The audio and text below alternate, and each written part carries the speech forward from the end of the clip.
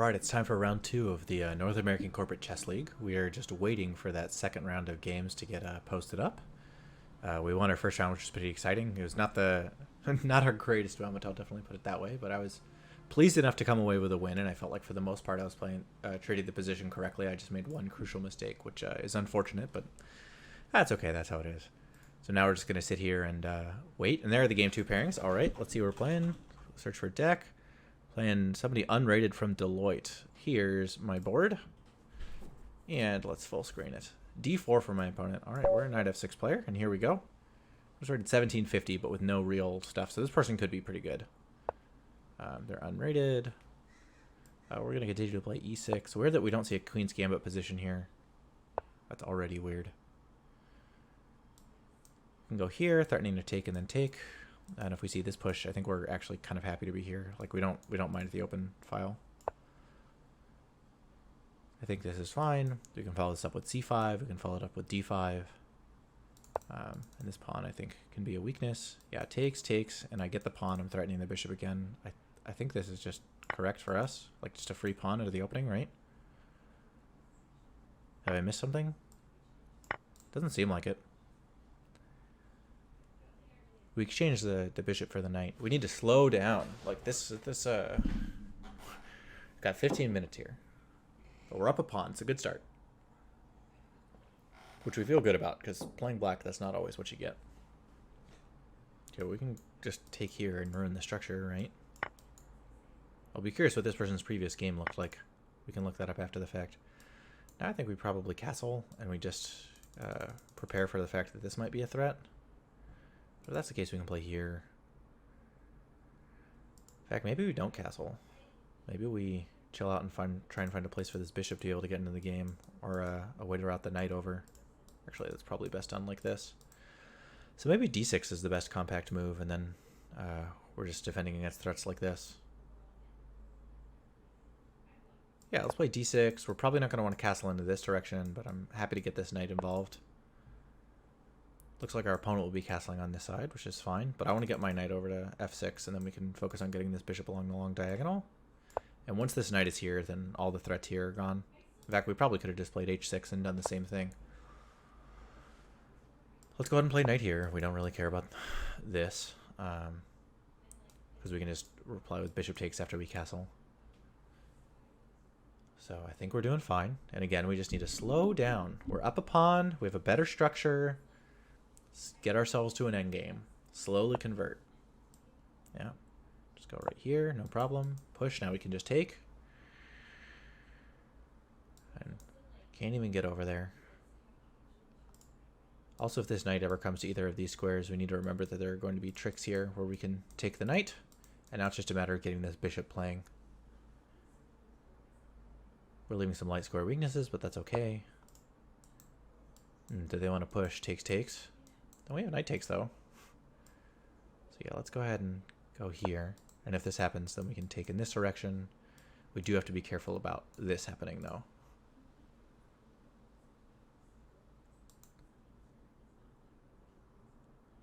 Although even then, that doesn't work because our rook is defending, so...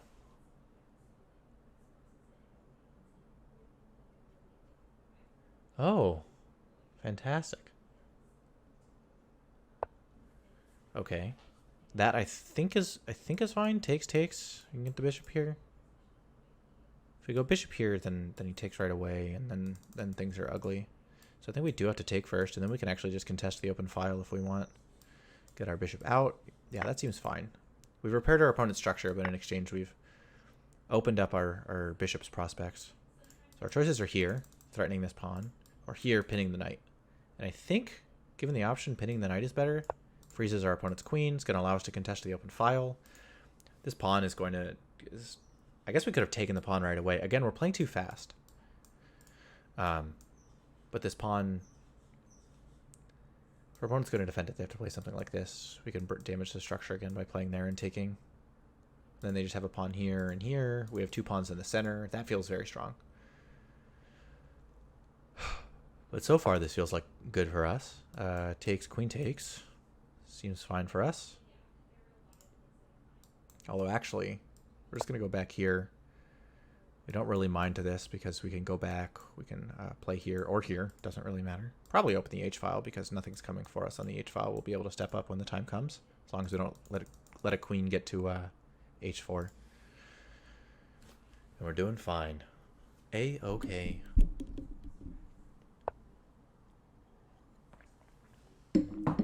Yeah, okay.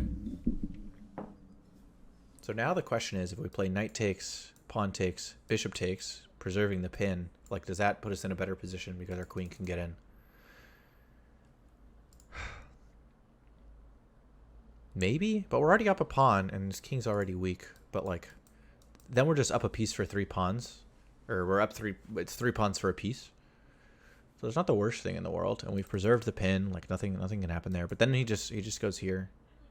But I feel like that does give us some play. But if we go here, and then this pawn push happens, then we finally have time to take this. So we'll go here. We can take with the H pawn. We're not really scared of these pawns. I think we're doing okay. Now we just have to remember that this rook's in the corner, so if this bishop ends up somewhere that we don't like, that's going to be rough. In fact, if we take here, bishop there, we have to play something like a c6, and then we're accepting a doubling of our structure, where then the queen gets to take. So that actually ends up equal, except we have an isolated queen's pawn. So perhaps not the best.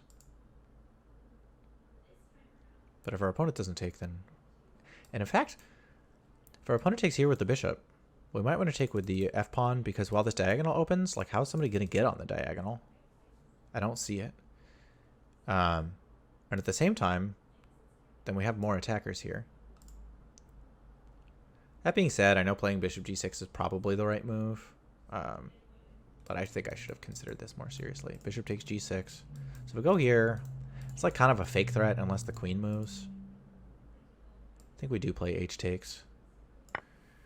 And then we consider what we can do to get our queen involved in the game. This pawn's a little bit of a thorn in our side. But playing something like this might be the move.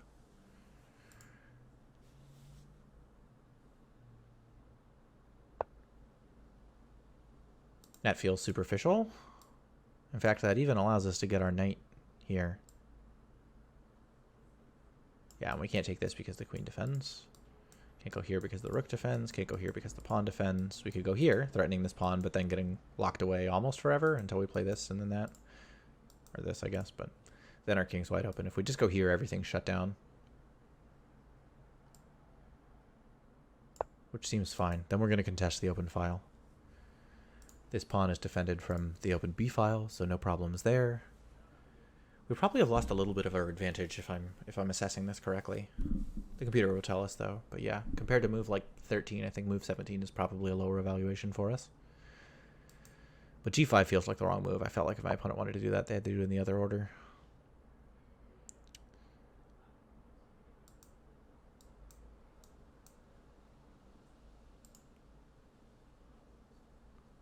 Yeah, let's play rook e8, get on the open file.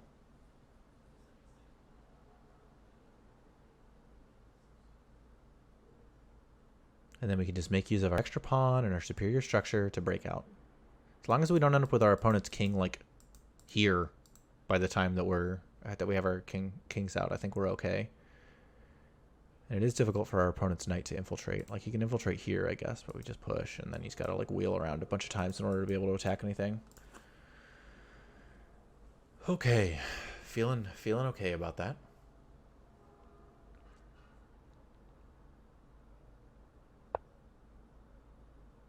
My opponent does want to get in there. Here, takes en passant.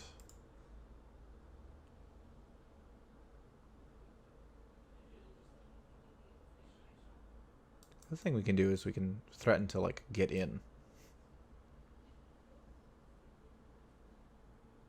Where then this comes with a mate threat.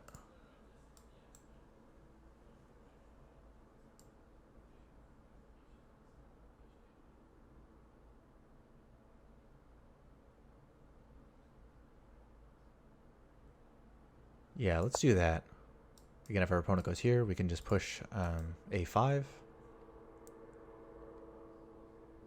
Which we're absolutely happy to do. The knight can't get to any of the squares that attack the queen.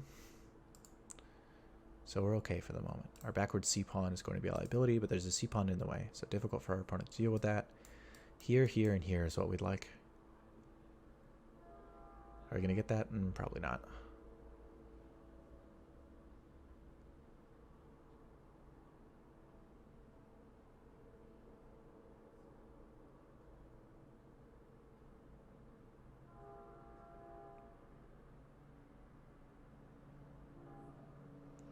The other plan that's coming to mind is that we can play rook e7, rook e8, because our queen defends the square for the moment.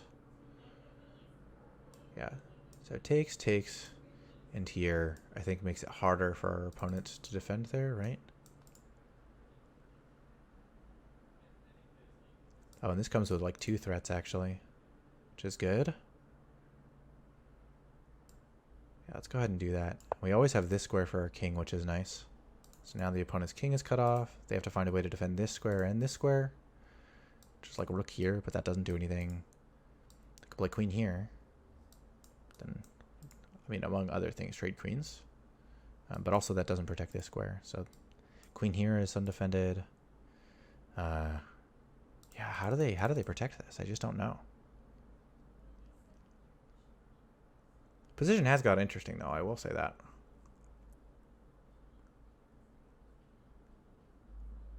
So they probably really want to protect this square. Push comes to shove, they want to go here.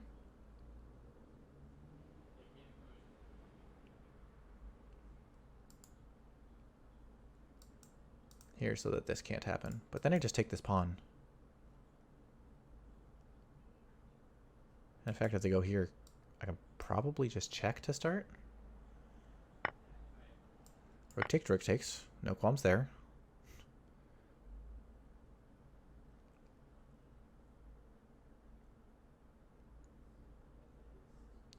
I'm feeling all right about this position, but I start to get a little anxious when I feel like I'm winning because I'm nervous that I'm going to wreck it. So we're going to calm down and relax. This structure's so safe for our king. So safe. No way to get in. I mean, how would you even get here? Here and checkmate? Yeah, that defends there, but it doesn't defend this. And you can't move. So then how do you defend that square? By going here? Then I take your knight. So I think that wins material.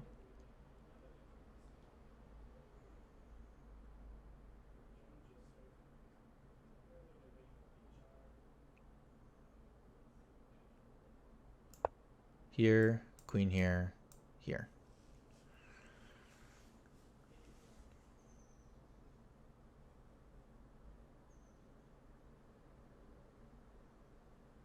And in fact, in that position, do I not have this knight check?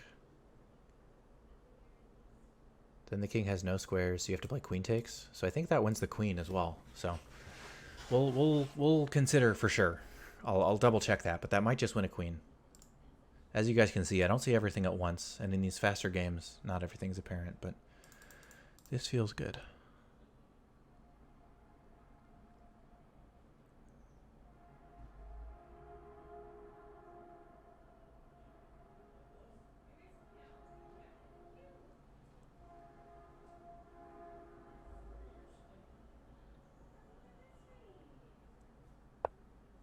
Okay, so let's double check. Queen covers these squares. So if the knight goes here, you're in check.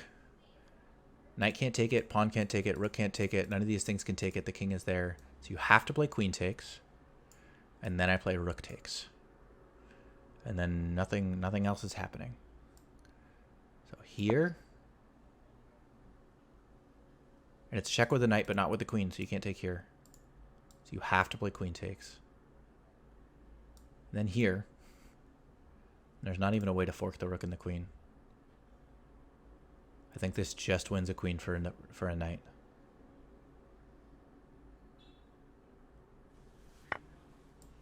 Here, go there if you want, but then I'm taking you, buddy. If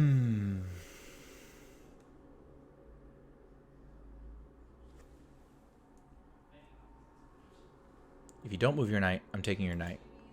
If you do move your knight, I'm taking your knight. Yeah, so now I can just take the knight. And then I can take the rook. Just a nice, easy cleanup duty. So now it's just don't stalemate my opponent. The easiest way to do that is take this pawn, then take this pawn, then take this pawn, and march up the board.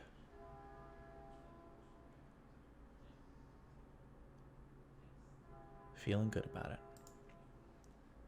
Nice and slow.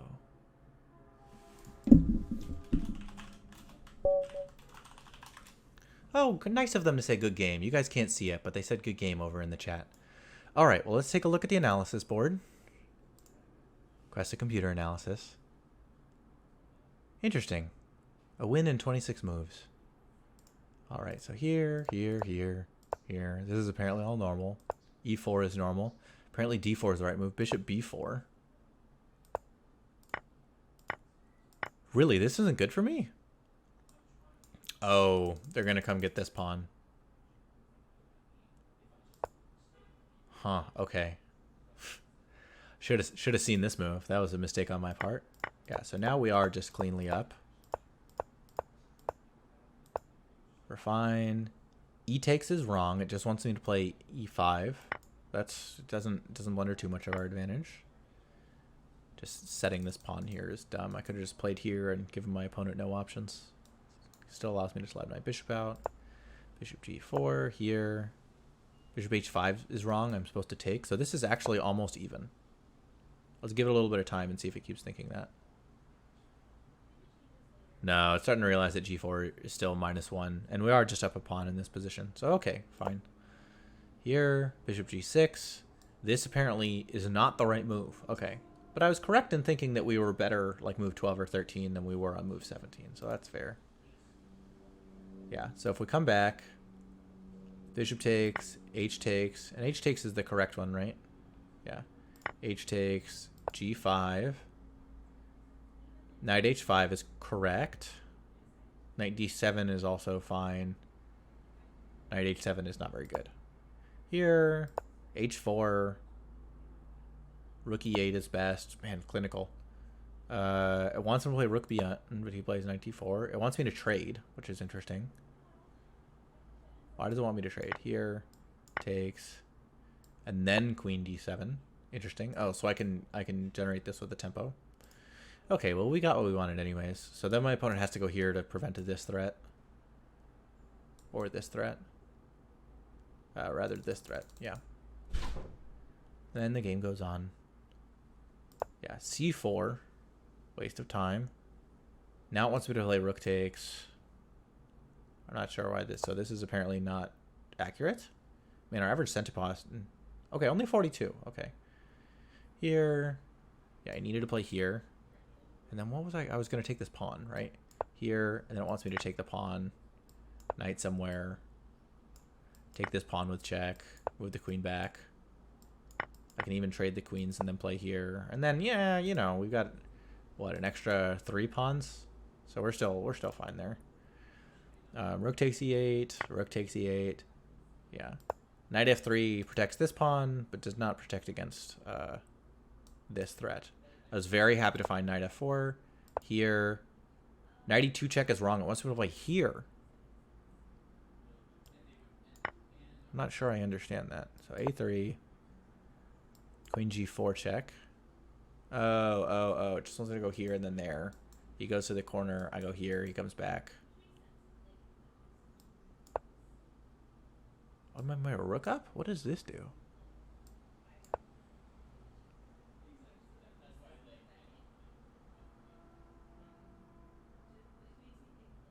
Let's play F3. What happens if we do nothing? Here. It wants me to do that. Okay. I see it. Okay, so knight e2 check wins his queen and is only made an 11. Oh, no. Man, we gave it more RAM and it goes so deep. It's already on depth 60. There. Knight h2. Now it's mate in 4. Queen g4 check. Oh, we just took the thing. Here. And then my opponent resigned. This actually isn't even mate anymore. But I was fine not to play for mate. We simplified into the easiest thing we could. Alright, so after the game I actually did a pretty good job of analyzing, but let's run through the game one more time now that it's been a couple of months. So d4, knight f6, knight c3, e6, e4 and here. Again, like the computer wants me to play something like d5 instead. It thinks that this is better, and if we go here, then I think that it wants me to move my knight here, and apparently this is marginally better. What does it want me to do instead? An fd7, yeah. Anyways, I'm much more comfortable playing these positions where you get the bishop out to b4. Apparently this is worse because when e5 comes, I don't really see what's happening here. Oh, g4, so I don't have time to do this because this is coming, and if I play castles, then bishop h6. Oh goodness. All right. Gross. Anyways, my opponent doesn't do any of that and plays bishop d2. I play here, takes, and as I noted in the post-game analysis, we have this double threat, so I would probably have to play something like d5, queen takes here and here, and this is obviously very bad for me. So even in this position, apparently knight takes c3, queen takes g7, king e7, yeah, okay, rook f8, b takes c3, and is material equal here? 4, 5, 6, 7, 4, 5, 6, 7. We both have 2 minor pieces. Yeah, apparently this is relatively even, but it's an unpleasant position, that's for sure. I'm certain that this would have freaked me out, and I would have just returned my knight back to here.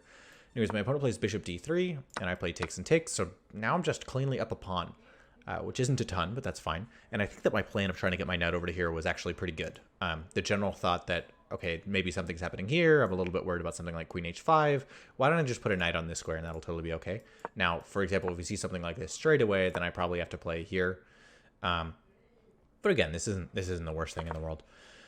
So my opponent plays knight f3, wanting to get castled. I play knight d7, my opponent castles, and I play knight f6. So now I'm properly defending here, and we're doing relatively well. Again, minus 1.3, minus 1.2, totally fine. My opponent plays rook e1, sort of lining up here, and I just go ahead and get castled. And my opponent plays c4, which I don't think is correct. Now b6 was a fine plan, trying to get along this diagonal, apply some more pressure. But when my opponent played d5, I played takes, but I think the best move here is just e5, because I get the same avenue for my bishop that I had before. I don't mind that this side of the board is closed. And yeah, you can see this is minus 2.2 or so, according to chess.com. And if my opponent tries to play the same, what did they play before? Bishop. They played c takes d5. I played bishop g4. They played h3. So what would they play in this position? Maybe something like this, and I get to play here. And yeah, this is better just because now I've got a protected pawn in the middle of the board. This e-file isn't going to be opening up for my opponent. Nothing's happening on this side of the board, and I'm just going to be able to attack for nothing. But only marginally better. So I play e takes d5 and c takes d5. And some of the trouble now is in this open file, I'm not really going to be able to like do much here versus if we have the same position, but this is happening. Like these squares are a little bit less accessible because the knight can't go to d4 to get to c6. Anyways, takes, and I play bishop g4, which is correct. But when this happens, I should just trade. That's what I should do. I'm not quite attacking this pawn just yet, but I can play something like rook e8, for example. Takes. My opponent cannot contest the open file, and I'm going to have some time to play queen d7 and or queen e7 and rook e8. Apparently, queen f4 is best in this position, but nothing's really happening there. Anyways, I play here, and one of the things that I debated was what happens if I play knight g4. Now that's the second best move according to the computer. H takes and bishop here, and then the thought is, okay, well maybe I could get my queen somewhere up in here. But even if I play nothing move for my opponent, I can't play here because when knight takes, then bishop takes, and I'm just losing a bit. I'm losing a bishop now. I'm down to two pieces for very little, so that doesn't work. And even if I play takes, and then don't move my queen to somewhere that it can be taken by the knight, like I go somewhere like not there, like here, it's only even. Like it doesn't, unfortunately both of these squares are covered. I have to like do a very cumbersome route to get my queen to somewhere that can attack this. In particular, I think bishop e2 is necessary to continue to defend this knight, and if I do something like wheel around here, again, the position is relatively even, so it would not have been worth it sacking the piece for 3 pawns. We made the correct evaluation. We took here. This happens. F takes is marginally worse, but not that much worse. So we're still plus 1.3 and we're up a pawn, so that makes sense. And our opponent here plays g5. I think that this is a mistake. Knight h5 is the computer's favorite move. Knight d7 also would have been fine, which I don't think I noted in the middle of the game, but that's all right. And h4. And this plan of trying to get to this square is good.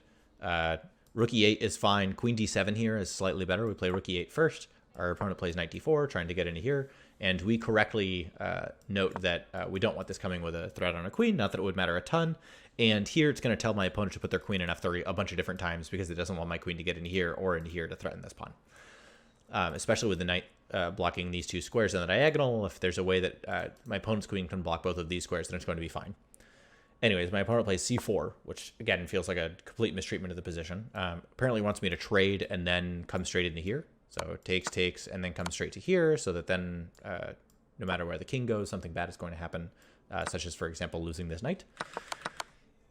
But I play queen h3, which is also fine. It's -5 instead of -9. My opponent takes, I take back, no big deal. My opponent plays knight f3, which does defend this pawn.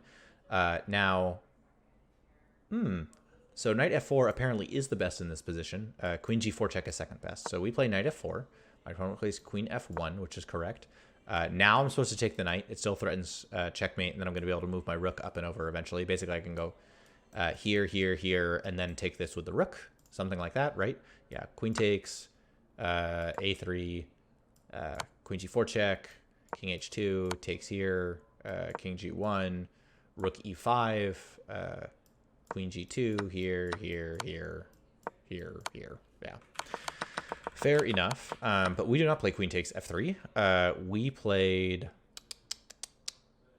knight e2 check, which cleanly wins the queen, takes and takes. So now it wants my opponent played knight h2, which I don't know that I would have played that. My opponent instead plays rook e1, and I trade into something that I know is a winning endgame here. And then from this point, my opponent resigns. So totally fine, relatively clinical. We don't have mate anymore, but that's okay. Apparently in this position, when my opponent plays rook e1, the thing that I should do is play queen g4 check, king h1, queen takes f3 check. I can take this knight with check, force this back here, and then play something like this. Right. Okay, actually, that's not the one. This is the one. Fair enough. If we take a moment and look over at the tail of the tape, you can see that this was a relatively smooth conversion. As soon as our opponent lost that pawn without finding the correct queen g4 move, as we can see right here. Once they didn't find that move, then I was -2 for a long period of time. Then it became -1, but after that, it just went straight down. So we played relatively well. We played 80.3, which is not our best in the world, but that's okay. We weren't playing super duper accurately, and our opponent played 64.8. So 12 best moves, an excellent move, a lot of good moves, I guess is the real reason there, and a few mistakes, but nothing like the blunder and the mistake that our opponent played. In fact, what was the blunder? The blunder is this bishop d3. Okay, well, great. I'm probably going to sign off here and go see how some of my friends are doing. But this was fun. This is a good game. And look, nice, smooth conversion, 42 average center pawn loss. And that's 2-0 so far in the North American Corporate Chess League. Hopefully I'll get to play all 12 weeks, and you guys can follow along with me and see how I'm doing. This is a little different than the tournament games where you only get to see the analysis. Now you get to actually watch me play, which I'm sure is, like, different. Anyways, I'll see you guys next time.